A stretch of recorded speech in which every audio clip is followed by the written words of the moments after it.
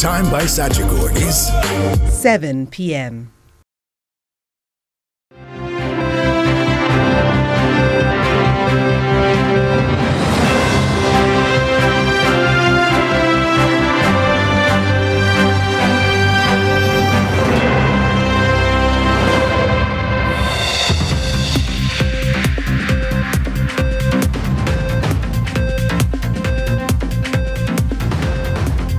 Tonight in CVM News at 7, knockout blow. Court dismisses Buchanan's bid to overturn West Central St. Andrew election defeat to wholeness.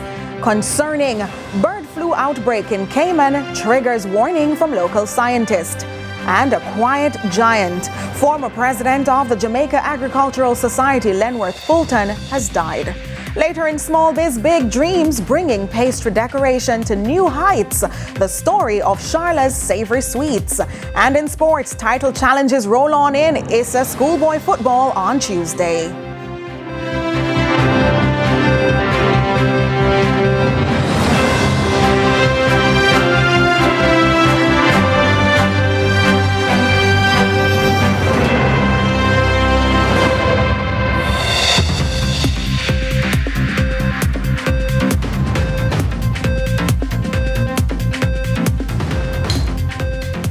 From Kingston, Jamaica, this is CVM News at 7 for Monday, December 8, 2025. I'm Nika Lewis. Thanks for joining us. Up first this evening, a knockout blow. The Supreme Court today rejected the application challenging the general election results in the St. Andrew West Central constituency. Justice Sonia Wint-Blair, in handing down her decision, said the case was not arguable. The seat was won by incumbent Prime Minister Dr. Andrew Holness, who defeated the PNP's Paul Buchanan. As Omari Wilson reports, the JLP says the decision is, quote, a victory for the electoral system. But Mr. Buchanan's legal team is not giving up. It was a challenge that generated much public interest because it involves the Prime Minister. After the constituted authority rejected Paul Buchanan's bid to overturn the September 3 general election results for the St. Andrew West Central constituency, his next step was the Supreme Court. On Monday, Justice Sonia Wint-Blair said the application was not arguable and was subject to a knockout blow in the law. The Jamaica Labour Party is calling the decision a victory for the rule of law, while sharply criticizing the People's National Party for what it describes as the weaponizing of false allegations. Indeed, we are of the view that it's an indication of the upholding of our finest democratic traditions, indeed the electoral laws of the country. We are of the view that it's an upholding of the rule of law. The court also ruled that the statutory timeline for mounting an election challenge had long expired, rendering the October 8 judicial review application without merit. The ruling brought an abrupt end to the challenge filed by PNP candidate Paul Buchanan, who had sought to overturn Prime Minister Andrew Holness's victory in West Central St. Andrew. CVM News spoke with attorney-at-law Hugh Wildman, who represented Mr. Buchanan. He said for him and his client, this is not the end. Mr. Wildman adds that the next step for them is to file an appeal. He insists the matter was filed within the 9 days as stipulated by the election court. Reacting to the ruling, Chairman of the Jamaica Labour Party's Communications Task Force, Senator Abka Fitz-Henley, said the decision represents a clear affirmation of Jamaica's electoral integrity. The outcome in the case today is a rejection of that proclivity of the golden-led PNP, and I hope that they will endeavour to do better. Omari Wilson, CVM News. There's growing concern across the region this evening after Cayman health authorities confirmed an outbreak of the highly pathogenic bird flu believed to have arrived via migratory birds. With Jamaica sharing those same bird routes, there are urgent questions about our own risk and readiness. Our reporter Amoy Harriet is in studio to talk to us about this development.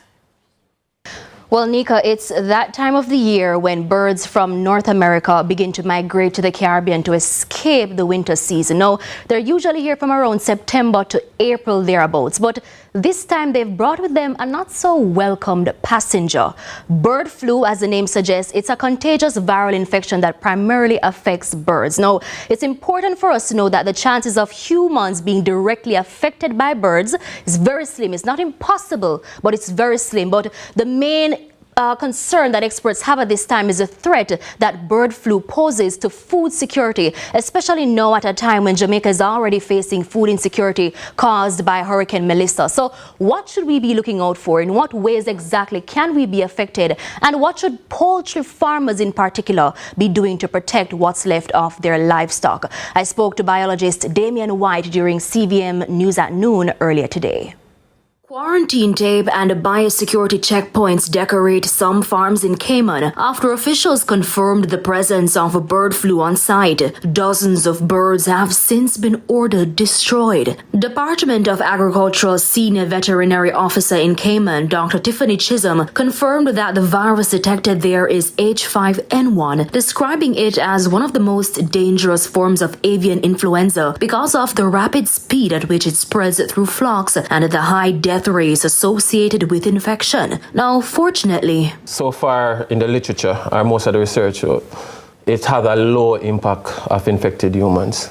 But with viruses, as everybody learned what happened with COVID, things can mutate. As was seen in the United States last year, where there were 66 confirmed human cases of H5N1. Now, earlier this year, a Louisiana man died after contracting the strain, the first such death in the country. Now, there have been other human deaths in the country over the years linked to other strains of bird flu. Damian White is a biologist. So like the migratory bird that you're talking about, they can have the virus and there's no sign.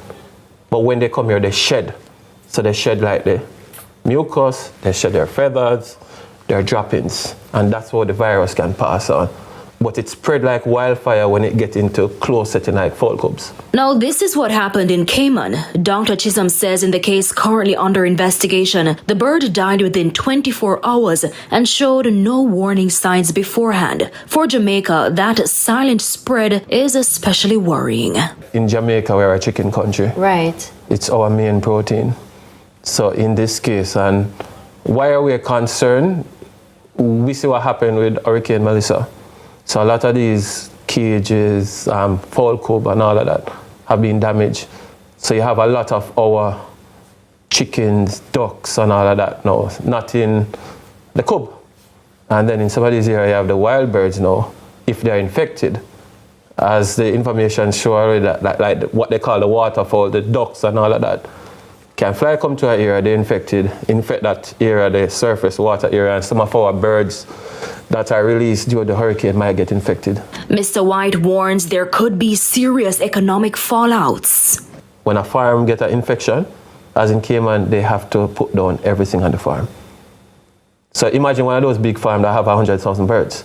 All of those birds have to be put down. And this happened in the US when they saw the big egg shortage. It's a big food security problem. And I can guess if it hit here, we would have problem exporting chicken from here. He's appealing to the public to report any sighting of ill birds to the National Environment and Planning Agency, NEPA, or the Veterinary Services Division. He also wants agricultural stakeholders to increase surveillance.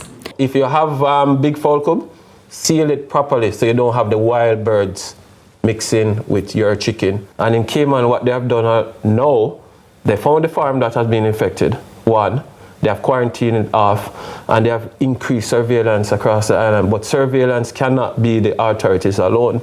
It has to be the man and his little farm. I don't want people to be afraid, or that you just need to be conscious, because Cayman is what they say, one stone throw away. Amoy Harriet for CVM News. Meanwhile, former president of the Jamaica Agricultural Society, Lenward Fulton, has died. He died Monday in hospital after ailing for some time. Agriculture Minister Floyd Green says during his tenure, Mr. Fulton pushed a variety of reforms and initiatives aimed at modernizing the JAS and strengthening the agriculture sector.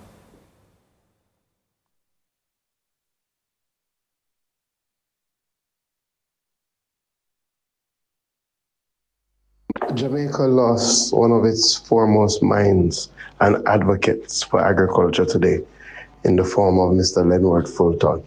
Mr. Fulton gave tremendous service to our agricultural sector, both through the government services and in his capacity as the long-standing president of the Jamaica Agricultural Society.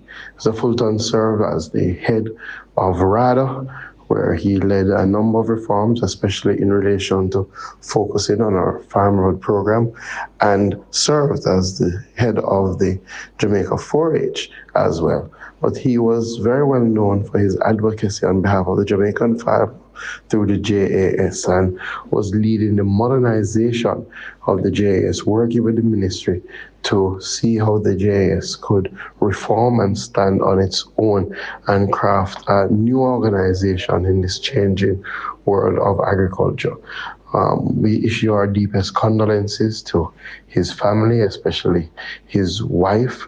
Mr. Fulton has left an indelible mark on our agricultural sector, and this is a massive loss. Drama is heating up at the Petersfield High School in Westmoreland that up to this month was being used as a shelter for victims of Hurricane Melissa. Vandals broke into the school's staff room and stole several items, including laptops. As Amoy Harriet now reports, tension was already building at the institution prior to the break-in. It was only last week that local government minister Desmond McKenzie clashed with residents at the Petersfield High School shelter after urging them to vacate the facility as part of new relocation plans. The minister insisted that alternative accommodation, including options for the elderly, had been identified. But some residents rejected the proposals, setting the stage for growing tensions at the facility. And since then, the situation has taken a disturbing turn. A few days ago, vandals, who the minister claims are among the current shelter occupants, broke into the school's staff room and made off with several items, including laptops. CVM News also understands that shelter managers have reported receiving threats, further escalating concerns about security at the location. These people must understand that the school has provided a roof over their heads in their times of needs. And all because the fact that they are now required to leave the school. Government is making provisions for them. Some are willing to go, some don't want to go. And I'm going to say this now. We are not going to compromise any of the 4 positions that was made to them on Wednesday. And if they want to be difficult, I can be difficult too, and I'm going to be difficult. Minister McKenzie says he will be insisting there be increased police presence on the premises. I'm going to request that the police have a 24 hours present here at the school, because I am not prepared to put the lives of the persons who have volunteered their services here to be subjected to any threats, any level of disrespect. And the fact that these people have broken into the school that is providing shelter for them and have stolen the school property. Mr. McKenzie is also brushing aside warnings from residents vowing to stage a protest. I am not afraid of roadblocks. I'm going to appeal again to their conscience. Let good sense prevail on this matter. Let good sense prevail. And I'm in possession of the list. And when I come back here, my next visit, I'll be coming back to say, ABC, this is what you said you want. This is it. He's doubling down on his decision to relocate the residents to facilitate the reopening of school. Not because of Melissa, we're going to postpone the education of our children. They are operating now out of the church down there. And the school is here. Nobody not putting anybody out. The residents have been given until the end of this month to vacate the school. Amoy Harriet for CVM News. CVM News at 7 continues in just a moment.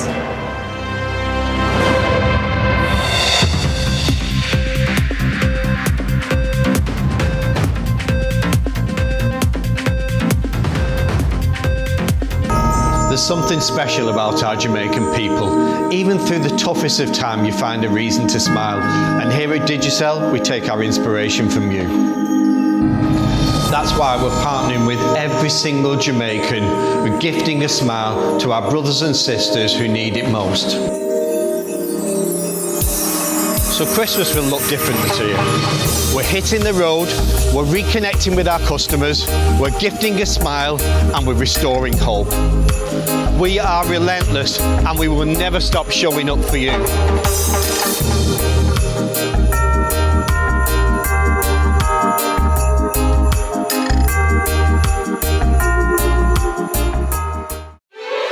Like a brand new home by 2027. You and VMBS can make it happen with iSave. Every $25,000 you save with iSave earns an entry to win cash or a new home of your own. All while seeing your balance grow and grow. The more you save, the more entries you get, and every entry has a chance to win a brand new home of your own. Keep saving monthly. Every deposit brings you closer to the grand prize home. CVM, iSave, is the key to winning.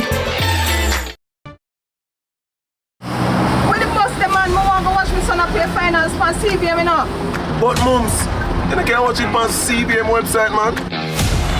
Score! The sun score! Greatness begins here.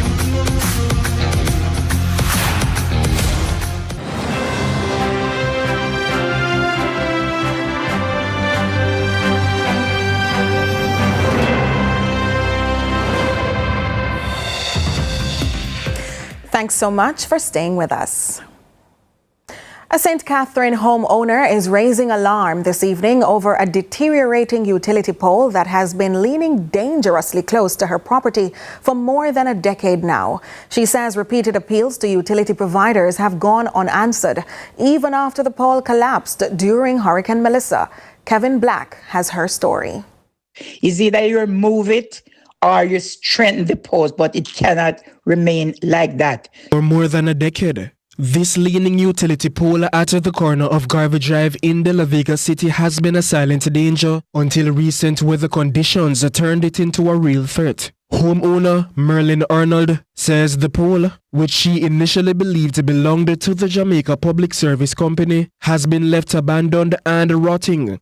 From about 2004 to 2005, there's a post. I assumed it belonged to JPS. During the years, other companies such as Cable and Jacks and other companies that do the wireless, they use the post. Because it was there so long, it rotted. And it was a threat to my house, which have the windows close to the corner of the post. Arnold says although companies such as Flow have used the pole over the years to run their lines, none has stepped forward to fix or replace it. When the pole fell during the last storm, neighbors had to strap it to her fence to prevent serious damage. When it fell during the last storm, it swung so close to the house that the neighbors had to use some ropes and straps to strap it to my fence. Now, over the years, I gave warning to anybody who would listen, please fix the post. But nobody came to fix it. Repeated appeals, she says, have gone unanswered. With the rainy season ongoing, the homeowner fears that the weekend pole could collapse again, this time with catastrophic results. I'm very concerned right now because there are storms and rain, and it's weakened so bad that we have to use raw dirt and put the post back into a little spot. So go ahead and fix the post. And if you want to run back the wires on it, that is okay. But it cannot stay like this. Kevin Black reporting for CVM News. Well, the third staging of the Women's Health Expo held by the University Hospital of the West Indies was postponed because of Hurricane Melissa.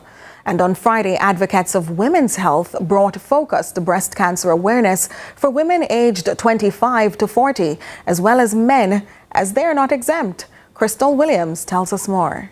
According to consultant radiologist and associate lecturer of the Radiology Department of Surgery at the University of the West Indies, Mona, Dr. Daria Cornwall, the biggest risk factors for breast cancer are being a woman and getting older. Simone Turton was diagnosed at the age of 39. While she says she has a history of the disease in her family, she advises against waiting until it is too late.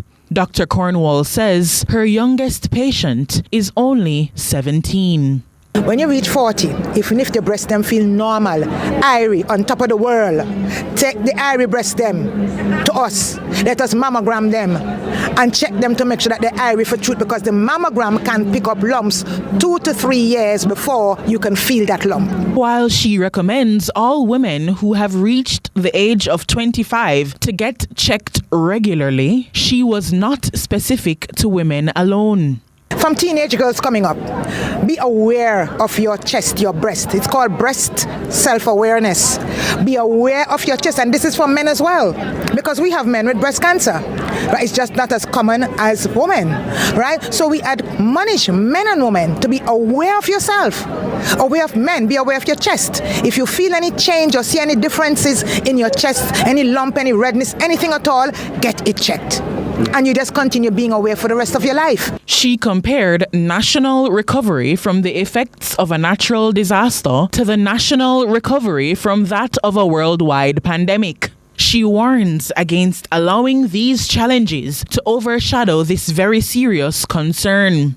Well, you always find that when it was COVID, you found that people with the other chronic diseases and stuff, because they might have slipped through the cracks because we're focusing on that, leptospirosis outbreak, and also now we find that in the areas that there isn't any electricity and stuff, people don't have places to store their insulin, so you find that the diabetes may go out of control, they don't have their medication, that may go out of control.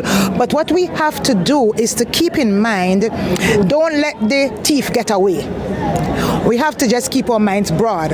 While we are fixing, we are going down, we are taking trips, we are fixing, and I know the whole country and the world is focusing our eyes on getting us back again, back Jamaica, back, rise up again from Melissa. But at the same time, we still have to encourage women to come out and get your mammograms done. Crystal Williams reporting for CVM News. Meanwhile, Member of Parliament for Eastern Westmoreland, Dr. Dayton Campbell, says he has never been so happy to see green than he was to see the greenery returning to the hillside in his constituency. He was speaking during a visit by the Ministry of Local Government to the constituency to initiate the All-Island Hurricane Melissa cleanup program on Friday. Crystal Williams takes up this report. The All-Island Hurricane Melissa Clean-Up Program, launched in Darlington, Westmoreland on Friday, was coordinated by Local Government Minister Desmond McKenzie under the patronage of a host of other government bodies. Elected government representatives were also in attendance. Member of Parliament Dr. Dayton Campbell gave a recap of the damage. After the hurricane, it appeared apocalyptic. It looked like somebody dropped a bomb. All the roadways were blocked. Telecommunication was non-existent except for about at that time in this constituency. About 400 people or 5 with a Starlink that was functioning. It is estimated that about 5,000 homes are flat, totally destroyed. Just the rubble that's remaining. He says their intention is to govern in a way that everyone can participate in the process. I'm happy to stand here with Minister today in that show of us working together for the people of Jamaica. The success of it is dependent on the success of all of us that participate in the governance process. The people will have the greatest benefit. If the Prime Minister is successful, the government is successful, the Minister is successful, the Member of Parliament is successful. Mayor of Savannah Lamar, Dan Reed Delancey, says the pictures and videos of the constituency do not accurately depict the true extent of the damage. I, for one, is open and praying that never again in Jamaica's history such a disaster will be brought upon the people. But in all of this, ladies and gentlemen, we still have to be thankful. Because according to one lady said to me, say, "Then me, I can imagine if I did night, much I would have dead. Thank God if I come at night, I come at this." As Minister of Local Government Desmond Mackenzie describes Jamaica as one of the top 5 disaster-prone countries in the world, he advises that the ministry intends to provide relief to all persons affected, regardless of colour, class or creed. And the government of Dr. Holness is prepared to work with every individual, regardless of your color, because Melissa came, never asked who you voted for. He continued to drive the point home, the government's intentions of unity for relief. Dr. Dayton Campbell is General Secretary of the People's National Party. I am Deputy Leader of the Jamaica Labour Party. Both of us are working together for one cause. Crystal Williams reporting for CVM News. Elsewhere now, the Bignell Law Commercial Centre in Halfway Tree was transformed into a beacon of hope on Saturday evening as the firm hosted its annual tree lighting ceremony this year dedicated to the victims of Hurricane Melissa. Scores turned out in solidarity, including students and community members who say the recovery must continue. Akeem Aret has that story. The usually busy Halfway Tree corridor paused for reflection on Saturday as the Bignell Law Commercial Centre lit up its building in honor of the lives and communities impacted by Hurricane Melissa. The lights illuminate not just a building, but a message that the path to recovery is far from over and the call for support is growing louder. Bignell Law proprietor Vaughn Bignell says while the nation is trying to move forward, the road ahead remains long and uncertain. It's good to provide immediate needs for food and clothing and even temporary housing. But what I want us to do is to look at a permanent housing solution for most of our persons. As we can appreciate, so many persons were living in really bad conditions, and some people may say what might result after this might be a blessing. Bignell also pointed to what he calls historical injustices, communities where people have been landless for generations, leaving them particularly vulnerable in disasters. And we have had emancipation, we have had independence, and yet so many of our people remain landless, and it's especially pronounced in areas like Westmoreland. And we can start making a difference. We can talk about reparation. I want us locally to look at the churches who were major benefactors or major beneficiaries of grants of land from slavery, land stolen from us, and is still held by the churches and in many ways, in many respects, by the crown. Now as the lights glowed, serving as a reminder of the loss, resilience and the work still left to be done, Bignell stands firm on his message to the authorities. It's important and incumbent on all players to make efforts to get some of these land to the landless, including government stepping in and simply gifting lands to so many of these persons, and we can build solid structures, not zinc, not board, but concrete structures that can withstand hurricane. A symbolic ceremony, but one that carries a powerful call for action. I am Akeem Aret for CVM News. We head over now to Jordan Fort, the man of sports, for a quick preview. Well, Nika, CVM's live and exclusive coverage of the ISSA Schoolboy football competition continues tomorrow. A big double-header in the Manning Cup, so you won't want to miss it. We'll preview that for you. Plus, we're talking about other football, the Jamaica Premier League. That resumed, first time after Hurricane Melissa, that resumed on Sunday. So we'll give you the results of that as well. Plus, we're still reminiscing on that famous drawn encounter between the West Indies and New Zealand. An epic double century from Justin Greaves, still looking back on that as well. And a little bit of a conflict of interest debate coming up in the sport of cricket. Cricket West Indies president has actually been appointed the Minister of Tourism in his home country. And now he's decided he's going to have to step down as president of Cricket West Indies when his current term ends. So you'll tell us what that means later on. Indeed. All right. And that's the time that we take now to go to a break. Join us later on for sports.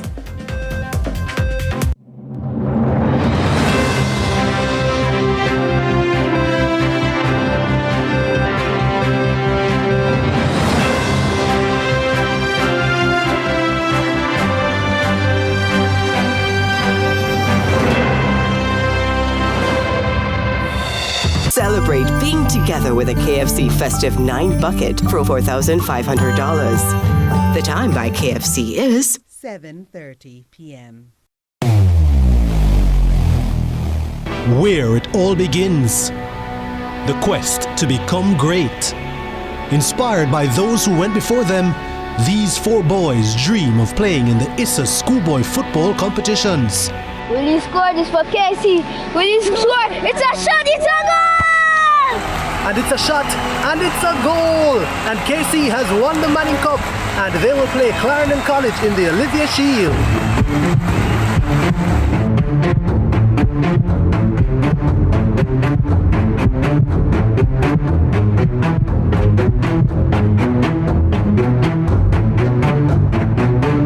And that's what you love to see. They may be rivals, but the camaraderie is what it's all about.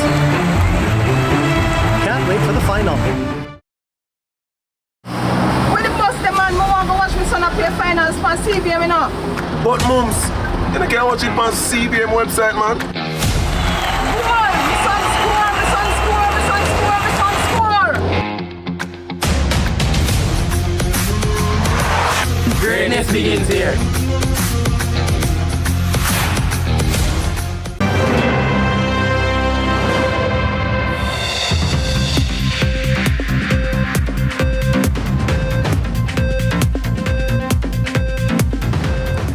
Thanks so much for staying with us. From custom cakes to savory meals, one Port Antonio entrepreneur is turning her passion for food into a flourishing small business. Tonight on Small Biz Big Dreams, our reporter Kevin Black introduces us to Charlotte Troop Smith, the creative force behind Charlotte's Savory Sweets, where every dish is made with flavor, family, and heart.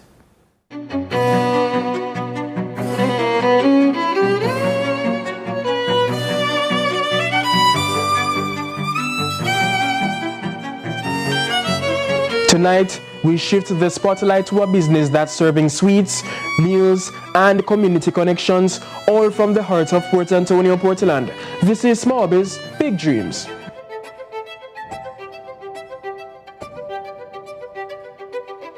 In the heart of Port Antonio, where the smell of warm dough and frosting is in the air, one entrepreneur is quietly building her name.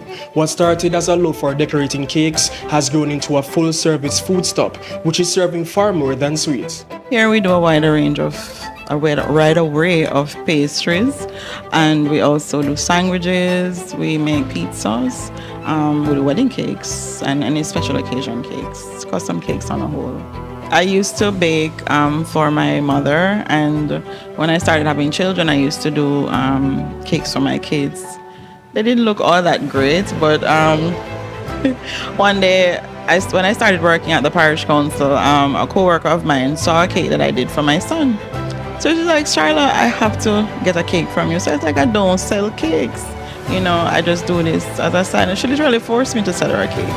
And that's how I sold my first cake. Charlotte says her business has steadily grown over the years, and today, one of her strongest areas remains customized cakes for every occasion.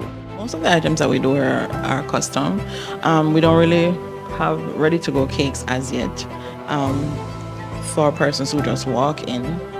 But we do custom cakes, wedding cakes, anniversary cakes, stuff like that. My best seller would be the banana bread. Everybody loves the chocolate chip banana bread. That's the most selling item on the that front end. But the sandwiches would be the turkey, ham, and egg. To be more inclusive, Charlotte is also expanding her menu, working to perfect vegan and special diet cake options. My mother is diabetic. And at Christmas time she loves cakes, so I try to find something that works for her because she loves fruit cakes. And I have customers who come in and request vegan items. I've never made those before, but I have actually started doing some research to see how best I can do these cakes, that they are still quality and tasty for my customers to get. Next week, we take a look at an entrepreneur who sells another type of food, one of Jamaica's most traditional treats, sugarcane. Until then, for Small Biz, Big Dreams, I'm Kevin Black.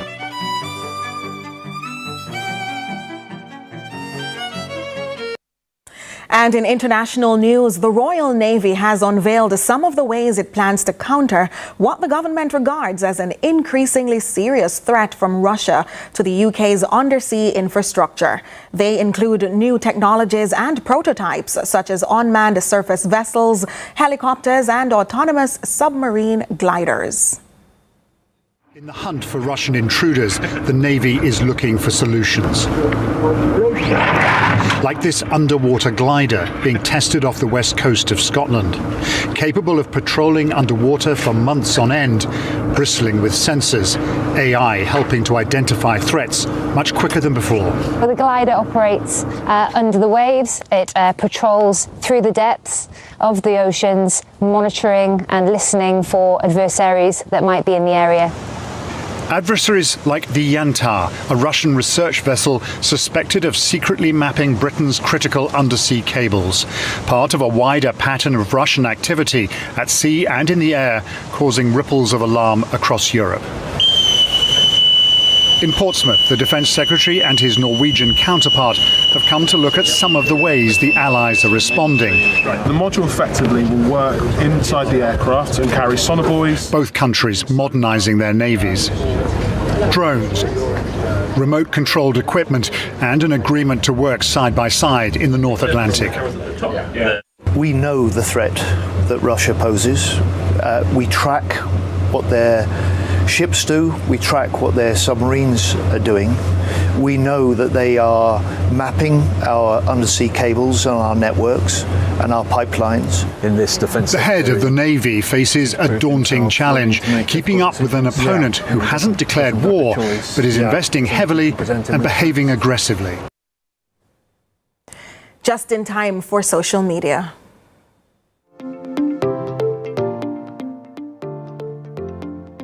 The Supreme Court has dismissed Paul Buchanan's bid to overturn the West Central election results, denying his request to judicially review the decision not to void Prime Minister Dr. Andrew Holness's victory. Here are your reactions. At the one and only writes, "Third time is a charm, boss. Try again." At Powell Natasha comments, "Nothing beats God and time, Mr. Paul. Leave everything to God." At sunshine.girl876 says, "Still in one stage of grieving. Time to move on to anger." At Hot Off the Press writes, "Take it to Privy Council." At Kimmy_AR.Johnson adds, "A waste of the court's time." At Swiss Legend says, "Funny how people here are against his decision, but if it was them in the position, they would have done no different."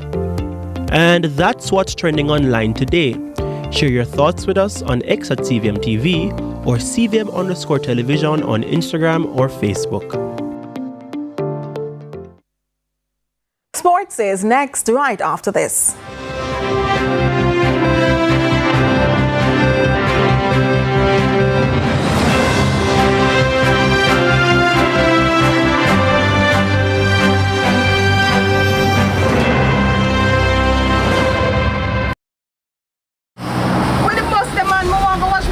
Finals on CVM, you know. But mums, you can't watch it on CVM website, man. Score! My son score! My son score! My son score! My son score! Greatness begins here.